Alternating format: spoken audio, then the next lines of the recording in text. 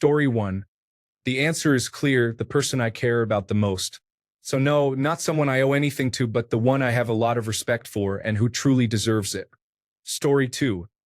There's a guy 2 houses up the road from my grandmother's who has been putting her bins out for her for a decade now. He also does it for other elderly people on the street. He is not at all wealthy as he has to care for his son who is disabled and in a wheelchair. Off the very top of my head, he's one of the first people I would help. Story 3. Myself. I'm paying off my debt and then just sitting there smiling for a week straight, as it would be my first time in 20 years not owing anyone a single thing. Story 4. My dad. I'm 30 years old and finishing a degree thanks to him. I left a bad relationship, and he's been housing me, feeding me, and taking care of me so I can focus on school. He's always been there for me, and he's the only person who has never left me. My mom used to start fights with him and kick him out constantly when I was a kid, to the point that she had the police hauling me back home in my teens because I would follow my dad. He's always had my back, always supported me, and he's been my rock for as long as I can remember. Story 5. I've taken care of my people enough. If I win the lottery, they are not going to know about it. I'm investing that money and acting like nothing happened. I love them, but they won't make good decisions with it. Otherwise, they wouldn't have needed my help to begin with. Give a mouse a cookie, etc. Story 6. My mother-in-law is a woman who worked tirelessly to provide for her 3 children after her husband walked out on them. She is a strong and deserving woman. Story 7. Part would go to my kids. Part would help a family I know whose parents have both struggled with long-term health problems and have had very bad luck. Story 8. The friend who surprised me with a check when I needed temporary help, and my family was being nasty about it. Of course, I repaid it as soon as possible. If I ever hit it really big, he will wake up one day to find his mortgage paid off and a new car out front. Story 9. My daughter. As a mother who works multiple jobs to pay the bills and struggles with many health issues, she has been very mature for her age and has always helped me. If I won a large amount of money, the first thing I would do is pay for whatever my daughter needed. Her entire college tuition. I'd buy her a car. If I had enough, I would buy her a house. Story 10. Nobody would know, but I would buy the house my mother has been living in for the last 20 years and have the real estate send her a letter saying since she has been a good tenant for the last 20 years, she no longer has to pay rent and never has to worry about having to move out. Story 11. My best friend. She pulled herself out of the dirt just to get dragged back down by a bum of a spouse. I'll pay for the divorce and set her up real nice. Story 12. I would help everyone by setting up the first not-for-profit independent health insurance in the United States. Claims approvals would be based on whether you went to your primary physician at least one time in the coverage year. Copays would be based on income or simply not exist. There would probably be run clinics directly as well, so non-members could pay cash at the cost rate for basic health services. It's really ridiculous how brainwashed Americans are into believing healthcare must be run in a for-profit manner rather than as a common good. Most roads aren't built for profit. They are built for a sustainable, stable society, safety, national security, and economic opportunity as a result of roads being built. Why can't we agree to do at least the bare minimum for health the same? Story 13. My nieces and nephews would be first on the list. I would give them enough money to go to college for 6 years. The rest would probably be invested in various healthcare stocks. Story 14. I'm going to be real and say myself, I have so much that money could solve so easily. Then I'd help my husband, my sister, my grandparents, my brother, and my grandma in that order. Story 15. I actually respect the people who say, me. I'm incapable of thinking of myself first, but I envy those people who really love themselves more than they love anyone else. I'm still working on that. Story 16. My Aunt Deb. She's not related to me, but she and my mom have been friends forever. She helped raise me. She's had it rough relationship-wise and financially. She's a stay-at-home mom, divorced later in life due to cheating, and her ex-husband died soon after. She doesn't have much to her name. Boy, would I love to buy her a house. Story 17. If we're talking Powerball or Mega Millions, I'd ask all the people in the lottery office how much they owed on their mortgages and pay them off. And I'd do that for everyone I saw on the way home. Story 18. If we're talking an obnoxious amount of money, even post-tax, I'd want to try to convince my mom to finally pack up and leave my dad. Try to find a place where she and I could be happy. Then I'd send a chunk of change to both my siblings and distribute some to the people in my life who have always been there for me. Story 19. My mom, fiancé, and then siblings. My siblings are both very well off, so they don't need anything. However, they do have student loans. I would pay those off, give them a significant amount of money, and start distributing it among my friends and extended family. Story 20. Myself, I would pay off all my debt and sell the house and vehicles. Then I would buy land somewhere and build a family compound for me, my kids, my mom and brother, and a few friends and extended family. I would like to say that I would help others, but I am tired. Story 21. It depends on how much I win. If I win 1 million, I'm only helping myself because a million goes fast in California. If I won hundreds of millions, I'm helping my mom first. Then I'll give my siblings 1 million each. Then I'd help my uncle. He took me in when I had nothing while pursuing a writing career. That's it. No one else. Story 22. There was this young woman whom I worked with who couldn't have children. Her life had been pretty rough, but she always managed to have this great outlook no matter what happened. She was fantastic with all of the special needs children that came through.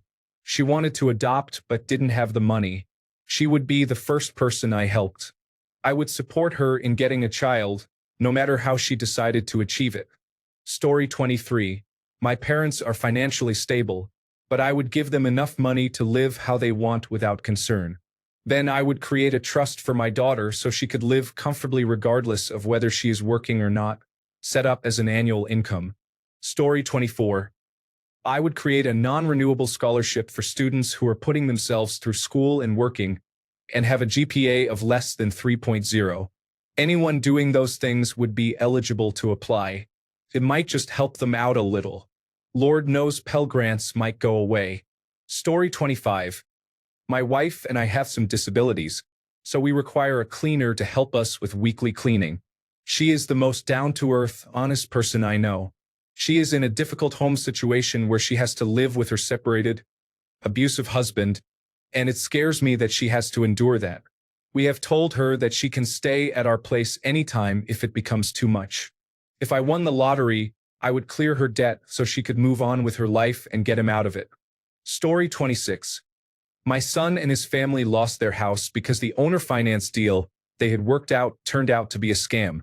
They are living in a hotel with their 5-year-old nonverbal autistic daughter. I would buy them a house with their utilities paid for as long as they need. Story 27. My mom, I would buy my beloved childhood home.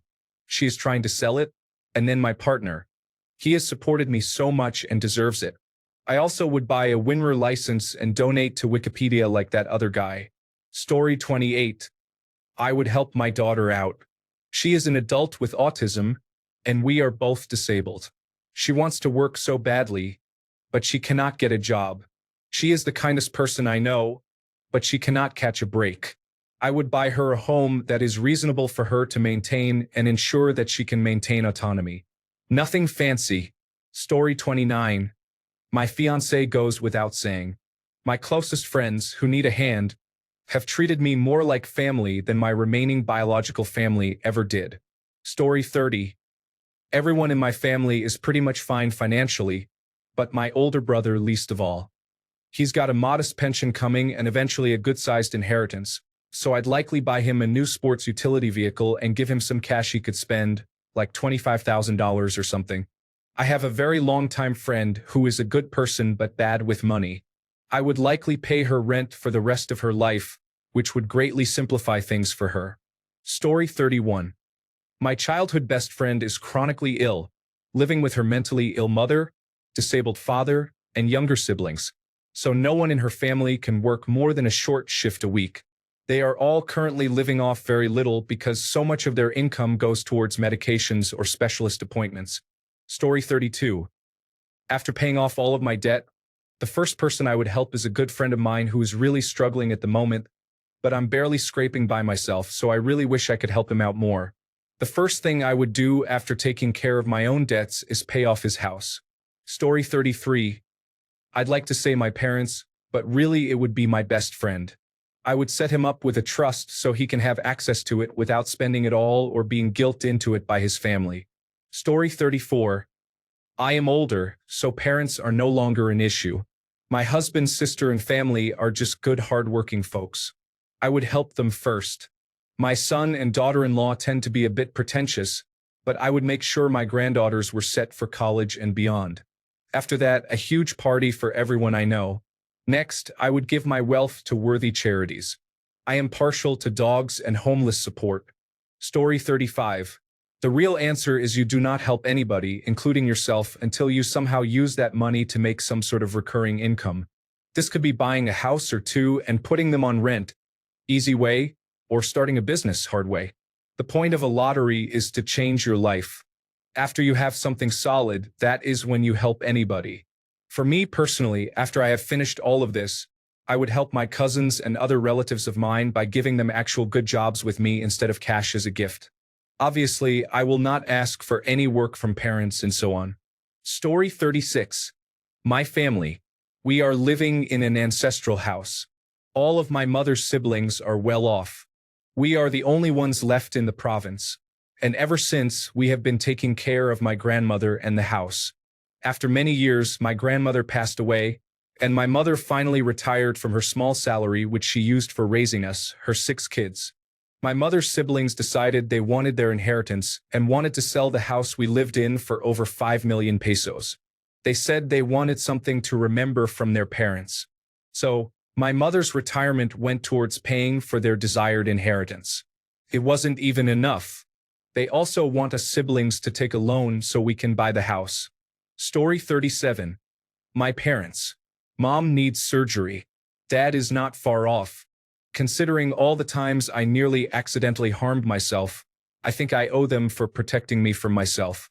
Story 38.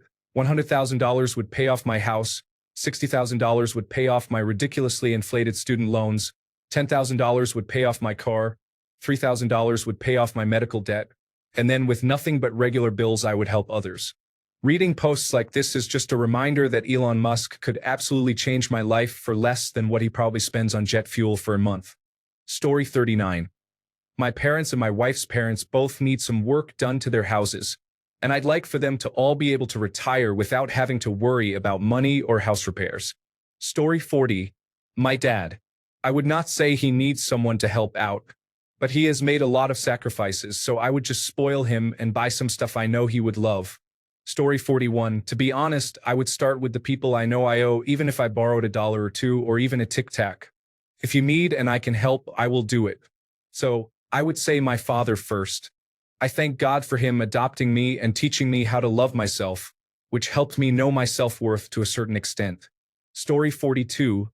Definitely my family. They have made so many sacrifices to keep me in university, and they have never complained about it. I hope one day I get to return the favor. Story 43. My mom is legally blind and yet still working a government, thankless job. She has always been the one person I could rely on, and I would love to be able to take care of her for the rest of her life. Story 44. My friend Titus taught me carpentry and fixing things. Together, we fixed up our Victorian condos in the same building. We also built a live/work loft for my girlfriend in Wicker Park, Chicago, and fixed up my dad's house, including the basement bathroom in Slate, basement suite, upstairs bathroom in Traverton, master bedroom, 2 other bedrooms, hickory hardwood flooring in the living room and hallway, maple cabinets, redwood garage door, fiber cement siding and trim, new roof, and new decks. Titus has had a lot of mental health issues and is bigoted in his own way. Not racist or sexist, just edgy. But he holds his dear friends close to his heart and would do anything for them. He is extremely loyal, though he doesn't reach out much due to a moderate stroke he suffered a few years ago. Today, his kidneys are failing from complications of the stroke, not alcoholism, although coincidentally he also suffers from that, and he walks a little unsteadily. You can imagine trying to cheer him up a handful of times a year, and after only a few drinks, they are ready to cut him off. He goes to his weekly dialysis, and I commend him for that. He had previously owned his own condo in the suburbs and a reliable Buick, but his well-meaning older sister made sure those were liquidated, while he was still very disillusioned in the wake of a stroke and kidney diagnosis. Titus has been a diehard collector his entire life, but life circumstances have forced him to give up on a lot of the cast-iron cookware, German chef knives, and thousands of other items collected over the years with the intention of fixing and improving upon their designs. He has a storage locker an hour or so away from his assisted living share house for now, but my ex-girlfriend and I are working together to bring it closer to his house so that he can easily access it and use it as his shop. My first order of business would be to set up a trust for him in particular and get him into a large, livable shop house, or barndominium. Story 45. My friends with disabilities. And then I would be upset because the taxes I pay should ensure they are taken care of and don't need my help in the first place.